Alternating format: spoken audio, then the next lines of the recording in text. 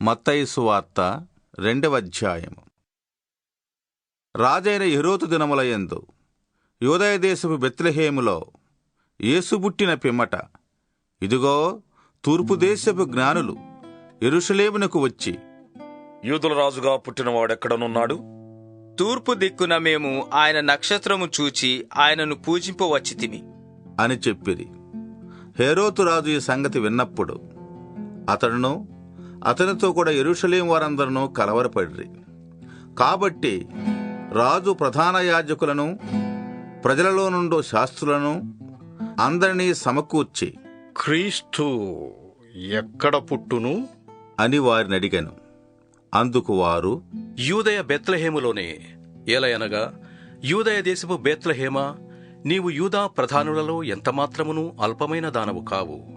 ఇశ్రాయేలును, నా ప్రజలను పరిపాలించు అధిపతి నీలో నుండి వచ్చును అని ప్రవక్త ద్వారా వ్రాయబడి ఉన్నది అనిది. అంతటా హేరోదు ఆ జ్ఞానులను రహస్యముగా పిలిపించి ఆ నక్షత్రము కనబడిన కాలము వారి చేత పరిష్కారముగా తెలుసుకొని, మీరు వెళ్ళి ఆ శిశువు విషయమై జాగ్రత్తగా విచారించి తెలిసికొనగానే నేనును వచ్చి ఆయనను పూజించునట్లు నాకు వర్తమానము తెండు అని చెప్పి వారిని బెత్లెహేమునకు పంపెను. వారు రాజు మాట విని బయలుదేరి పోవుచుండగా, ఇదిగో తూర్పు దేశముల వారు చూచిన నక్షత్రము ఆ శిశువుని ఉండిన చోటికి మీదుగా వచ్చి నిలుచు వరకు వారికి ముందుగా నడిచెను. వారు ఆ నక్షత్రమును చూసి అత్యానందభరితులై ఇంటిలోనికి వచ్చి తల్లి అయిన మరియను ఆ శిశువును చూచి సాగిలపడి ఆయన్ను పూజించి తమ పెట్టెలు విప్పి బంగారమును, సాంబ్రాణిని, బోళమును కానుకలుగా ఆయనకు సమర్పించిరి. తరువాత హేరోదు నొద్దకు వెళ్ళవద్దని స్వప్నమందు దేవుని చేత బోధింపబడిన వారై వారు మరియొక మార్గమున తమ దేశమునకు తిరిగి వెళ్ళిరి. వారు వెళ్ళిన తరువాత, ఇదిగో ప్రభుదూత స్వప్నమందు యోసేపునకు ప్రత్యక్షమై, హేరోదు ఆ శిశువును సంహరింపవలనని ఆయనను వెదకబోచున్నాడు కనుక నీవు లేచి ఆ శిశువును ఆయన తల్లిని వెంటబెట్టుకొని ఐగుప్తునకు పారిపోయి నేను నీతో తెలియజెప్పు వరకు అక్కడనే యుండుము అని అతనితో చెప్పాను. అప్పుడతడు లేచి రాత్రివేళ శిశువును తల్లితో తోడుకొని, ఐగుప్తులో నుండి నా కుమారుణ్ణి పిలిచి తిని అని ప్రవక్త ద్వారా ప్రభువు సెలవిచ్చిన మాట నెరవేర్చబడినట్లు హేరోదు మరణం వరకు అక్కడ ఉండెను.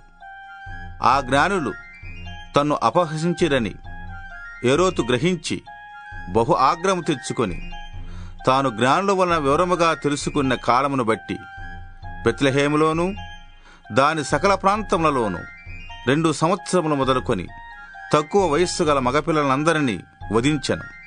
అందువలన రామాలో అంగలార్పు వినబడెను, ఏడ్పును మహారోదన ధ్వనియు కలిగెను. రాహేలు తన పిల్లల విషయమై ఏడ్చుచు వారు లేనందున ఓదార్పు పొందనొల్లకై ఉండెను అని ప్రవక్త అయిన ఇర్మియా ద్వారా చెప్పబడిన వాక్యము నెరవేరెను.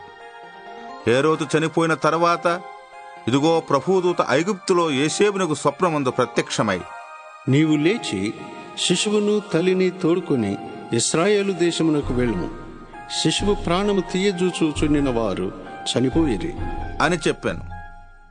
అప్పుడతడు లేచి శిశువును తల్లిని తోడుకొని ఇశ్రాయేలు దేశమునకు వచ్చెను.